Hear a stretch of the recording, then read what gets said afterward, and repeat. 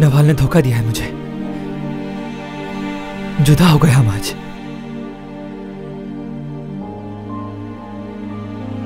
मैंने सिर्फ उसको चाहा, उसी को सोचा।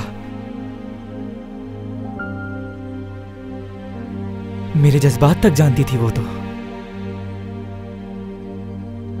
फिर क्यों किया उसने ऐसा? आज ये सब कुछ क्यों हुआ?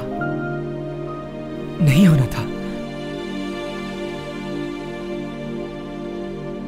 कैसे समझाऊं खुद को यासिर? हम अभी जर्मनी में एक साथ होते हैं,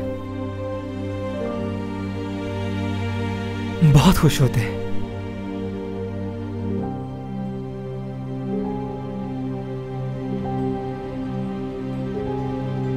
ठीक है, परेशान मत हो, कोई रास्ता निकालते हैं।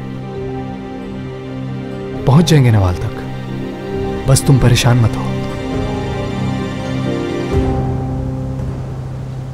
क्या तुम मुझसे मोहब्बत करती हो? किससे? फरहत से। ये क्यों पूछ रहे हो मुझसे? बस मैं देखना चाहता हूँ कि मेरे पास कोई मौका है या नहीं। सुना है अगर लड़की तुम्हारी बात पर हंस जाए तो समझो बात बन गई। किस बेवकूफ ने कहा ये तुमसे? बस सुना था मैंने कहीं से।